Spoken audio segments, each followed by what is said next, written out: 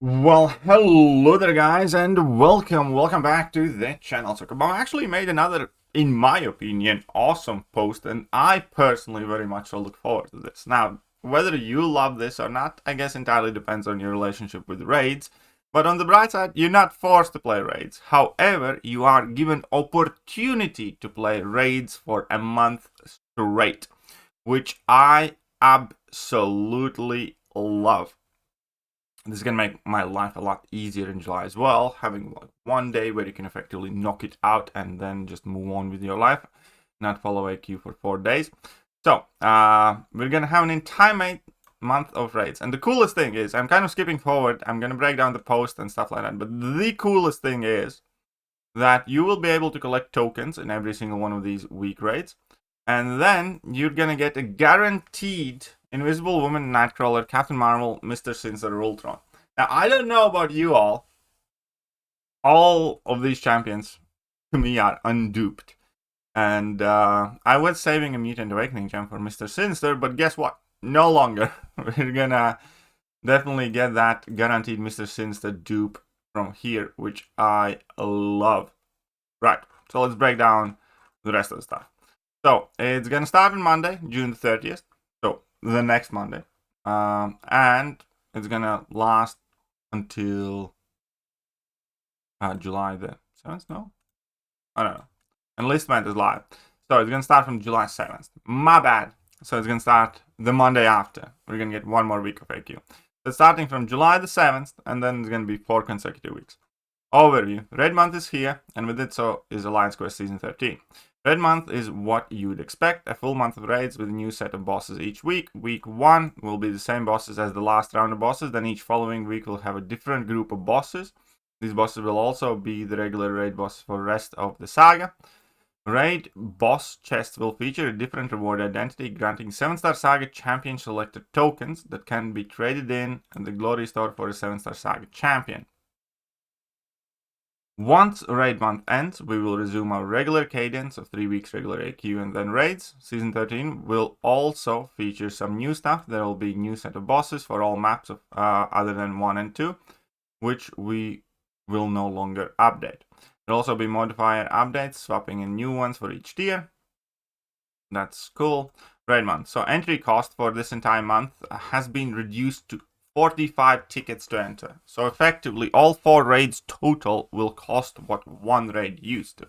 Now, granted, it's still not an like 1-for-1 exchange, because meanwhile, you're not going to be earning the raid tickets from doing AQ, but still, effectively, 45 tickets per raid and then, 180 tickets for the entire month. I think it's very reassuring to reduce the cost of it for people who are more concerned about the raids cost.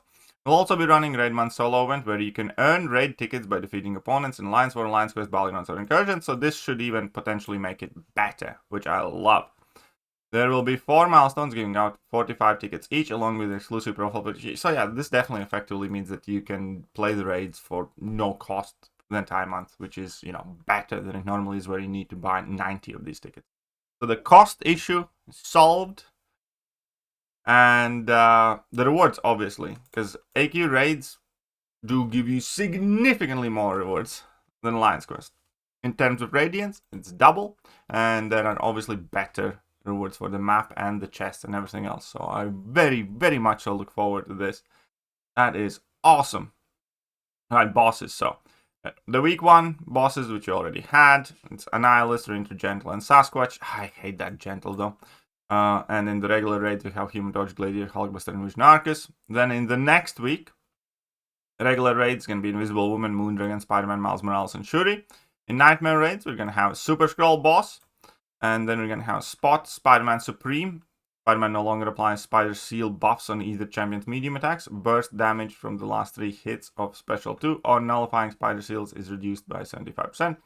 There you go. So it's much more manageable. And reduced the potency of Ebony Maw's degen effect by 50%, and Ebony Maw is going to be one of the opponents as well. So we'll see how much that reduction actually does and looks like in terms of the fights themselves, but, obviously trickier opponents here for sure, all 3 of them, with no question.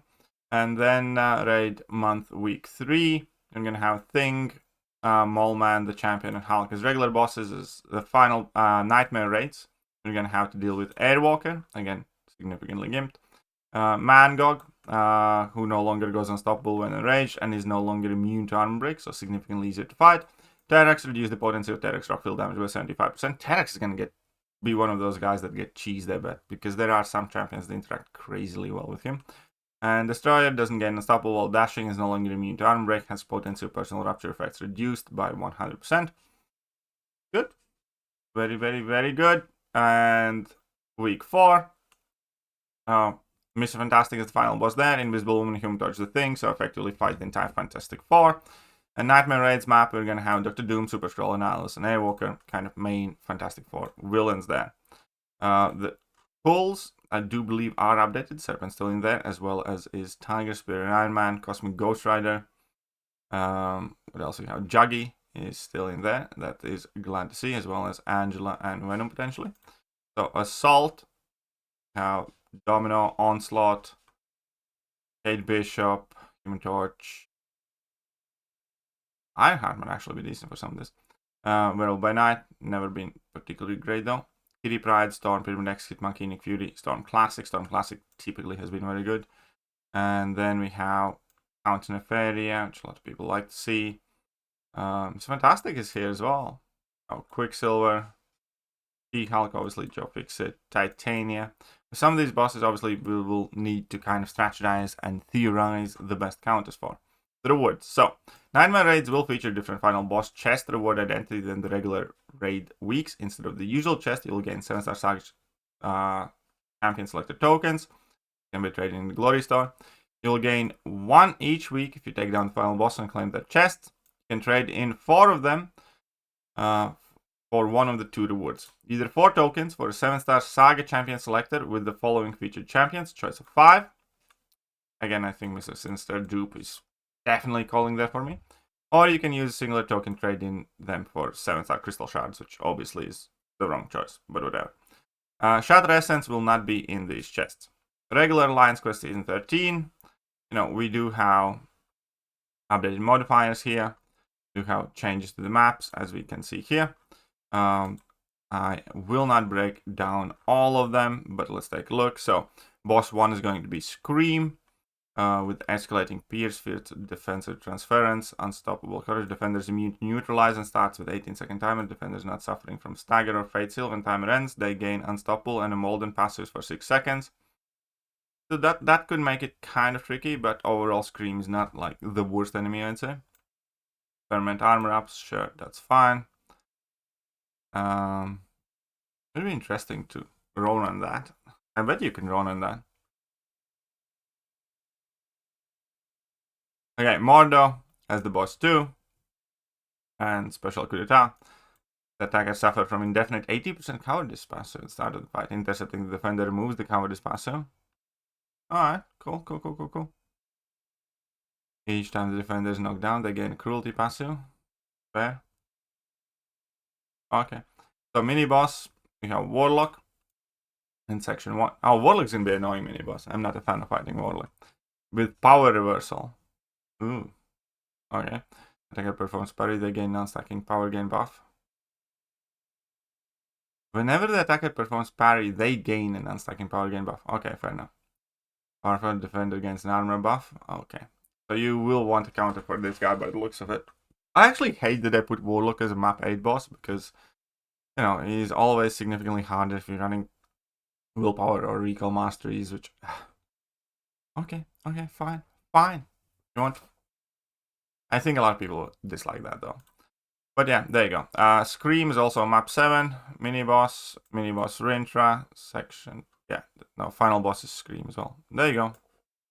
So we go Scream and Rintra for map 7. For map 6, we're gonna get Scream and Gore. Scream and Omega Sentinel. Scream and Count Nefaria. Oh, Count Nefaria is nasty. Okay. Anyways, that is the new Alliance Quest season. And that is also an entire month of raids. As I said before, on a personal note, I like this a lot. I like this a lot because we can find the update to the Alliance Quest rewards. Is Radiance.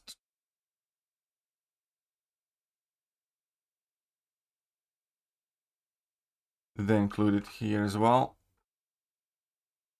I don't know if they did, but you get a lot of Radiance, and they are very solid rewards for the maps themselves. So I am happy with that. I definitely look forward to an entire month of raids and no Alliance Quest.